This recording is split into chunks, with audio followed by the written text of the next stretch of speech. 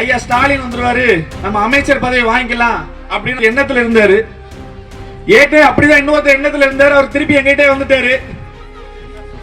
இவரை சீக்கிரம் நாங்களே ரிசைன் பண்ண வச்சிருவோம்.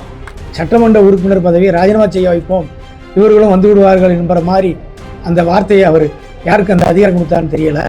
இவரை சீக்கிரம் நாங்களே ரிசைன் பண்ண வச்சிருவோம். அவர் வந்து மிரட்டு தோணியில பேசுற மாதிரி தெரியுது. நேத்துல அனிதா அரெஸ்ட் ஆகி அவருக்கு இந்த எலெக்ஷன், இந்த தேர்தல் சாதாரணமான தேர்தல் இல்ல. 50 வருஷத்துக்கு ஒரு டைம் நடக்கிற அதிசய தேர்தல். எங்க தலைவர் முன்னாடியே சொன்னாரு, அதான் நடந்திருக்குது. ஒரு ஓட்டு வித்தியாசத்துல ஜெயிப்போம்னாரு, ஜெயிச்சோம். ஏன்னா இங்க நிப்பாட்டின தேர்தல் வேட்பாளர்கள் எல்லாம் பாத்தீங்கன்னா ரொம்ப சாதாரண குடும்பத்திலிருந்து, ஒரு எளிய பின்னணியிலிருந்து வந்த வேட்பாளர்கள் தான்.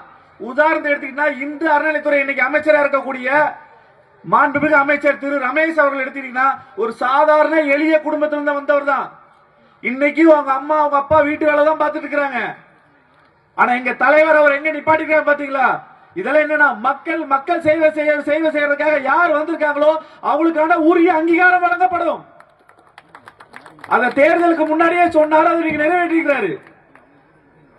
இங்க இருக்கிற 108 சட்டமன்ற உறுப்பினர்கள் எல்லாருமே சாதாரண எளிய குடும்பத்திலிருந்து வந்தவங்க தான். ஆனா மக்களுக்கு தெரிஞ்சது ஒரே ஒரு முகம் தான், தலைவர் விஜய் மட்டும்தான். இன்னைக்கு 1,72,00,000 வாக்குகள் பெற்றுக்கொண்ட தலைவர் முகத்துக்காக தான். அவங்க நினைச்சிட்டு இருக்காங்க, அவர் ஐயா ஸ்டாலின் ஐயா 2 நாளைக்கு முன்னாடி பேசியிருக்காரு, எலெக்ஷன் எப்படினாலும் வரலாம், 6 மாசத்துல வரலான்னு. 6 மாசத்துல 6 நாள் வச்சா 6 நாள்ல வந்தால் கூட 234 தொகுதியை தமிழக வெற்றிக்காக தான் அடிக்கும்.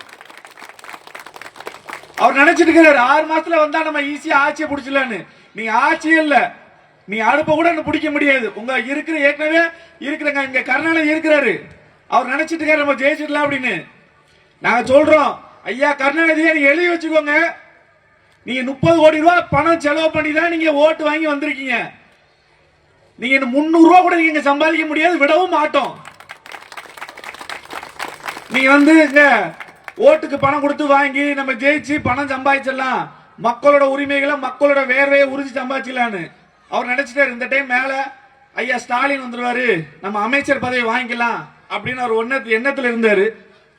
ஏற்கனவே அப்படிதான் இன்னொருத்தர் எண்ணத்துல இருந்தாரு. அவர் திருப்பி எங்கிட்டே வந்துட்டாரு. இவரை சீக்கிரம் நாங்களே ரிசைன் பண்ண வச்சிருவோம்.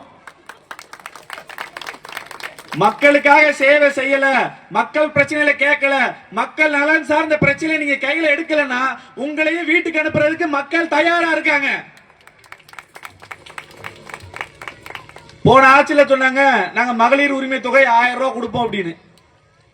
ஆனா இன்னி வரைக்கும் சரி நம்ம அம்மாமார்கள் தேடி வந்து ஐயா மகளிர் உரிமை தொகை கிடைக்கல அப்படின்னு. ஆனா எங்க ஆட்சியில தலைவர் சொல்லியிருக்கிறாரு, மாண்புமிகு முதல்வர் சொல்லியிருக்கிறாரு, அனைத்து மதிப்புமிகு மகளிருக்கும் 2500 ரூபாய் கொடுக்கப்படும். கண்டிப்பா கூடிய விரைவில் அதை அறிவிப்பார்.